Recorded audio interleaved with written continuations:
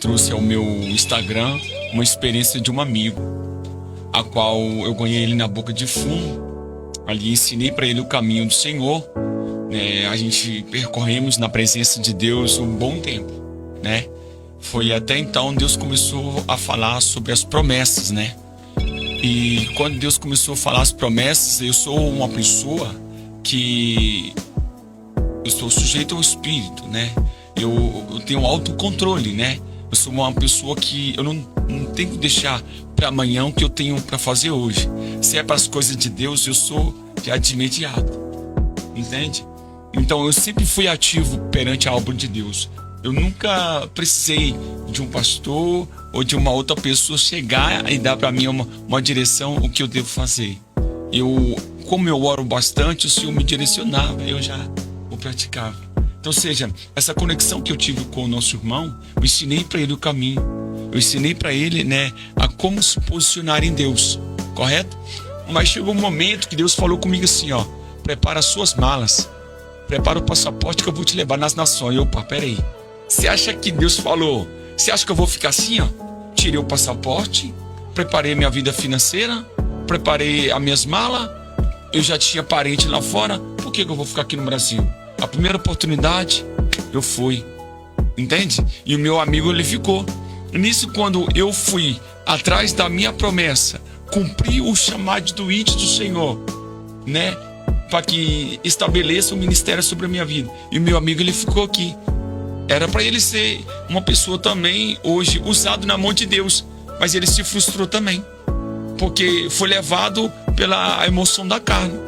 Porque ele pediu algo para Deus, Deus não deu. Aí ele foi apostatado da fé. Ficou apostatado. Viveu as maravilhas, viveu o sobrenatural e depois falou, Jesus, agora eu vou dar uma volta, eu vou viver a minha vontade igual o filho pródigo.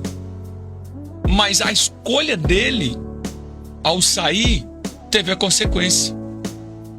Eu fui, fiquei 2 anos na Alemanha, voltei e fui para uma igreja. Ao meu retorno, cheguei na igreja, cheguei no Brasil. E após eu fui para a igreja. E nisso, quando eu fui para a igreja, Deus falou comigo assim, ó, lá dentro da igreja, vai buscar as ovelhas perdidas. Eu falei, como assim, Senhor? E o Senhor começou a falar comigo em mistério, varão. E ali o Senhor falava ao meu espírito. E eu saí do culto na hora. Obedeci, Deus me deu a direção das casas na qual eu tinha que ter ido. E quando eu fui na primeira casa, um amigo meu, afastado dos caminhos do Senhor, ex-pastor, assim, foi alvejado, né? Tipo assim, as pessoas já tinham batido nele alguns dias atrás, o pé dele já estava todo já danificado, entendeu? E ele estava ali já pedindo a Deus uma resposta. E ali eu cheguei de imediato e eu fui a solução perante aquilo que ele precisava. E ali ele se posicionou em Deus naquela noite, entende? E após ali, um momento de conversa, ele se posicionou, ficou firme em Deus. Aí ele ficou oscilando, ficou firme, saía, ficou firme e ficou naquela. E após eu sair da casa dele, eu fui lá para o Morro do Papagaio, em Belo Horizonte, Barrais, Santa Lúcia. E na casa desse amigo meu que eu tinha ganhado para Jesus, na boca de fumo. Eu falo para você que em frente da casa dele tinha 2 viaturas do GAT, irmão. Ele tinha 5 pontos de droga. Após quando ele saiu da presença, você vê que o inimigo, ele entrega tudo assim, ó, na mão. Da mesma forma que ele conquistou, ele também teve a colheita. A consequência da desobediência fez ele permitir descer na sepultura. Quando eu estava com ele lá, na época dos montes em oração, que ele estava junto comigo, eu via Deus usando profetas, falando com ele, se um dia ele afastasse da presença, Deus ia permitir descer a sepultura. Olha o que aconteceu. Os próprios amigos dele pegou ele. Desobediente. Antes dele descer a sepultura, eu ofereci para ele a pagar uns aluguéis para ele sair do tráfico, irmão.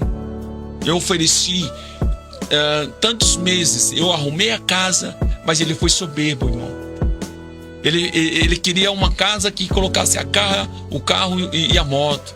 Eu consegui a casa que colocasse somente o carro. Mas ali eu bati as poeiras, fiz o que fiz e fui embora. perceber que quando a gente tem uma vida de oração, quem é de engano na nossa vida, Deus mostra. E quando eu repousei, quando eu saí da casa dele, na madrugada seguinte, Deus me mostrou a esposa dele rindo de mim, daquilo que eu estava fazendo perante a obra de Deus. E no outro seguinte dia eu peguei e falei para ele: ó, tá acontecendo isso e isso, Deus me mostrou isso e isso da sua esposa. Ela tá rindo daquilo que Deus usou a minha vida para te oferecer uma oportunidade para sair do tráfico. Quer dizer que ela estava apoiando ele no que ele estava fazendo. Entende? Então, ou seja, eu falo para você, o que eu fiz foi com amor e com um coração generoso. E eu falo para vocês que bati as minhas poeiras, voltei para a Alemanha. Nisso, quando eu voltei para a Alemanha, eu recebi a notícia que ele tomou tiro. Ele ficou 32 dias no hospital. Nesses 32 dias foi preparado por Deus.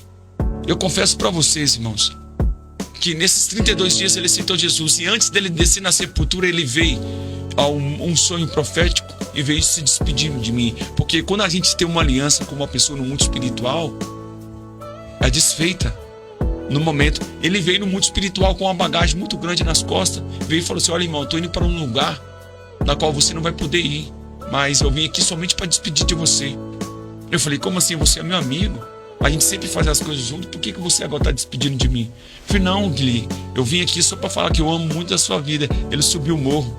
No que ele subiu o morro, no final do morro, ali eu já não via mais ele, irmão.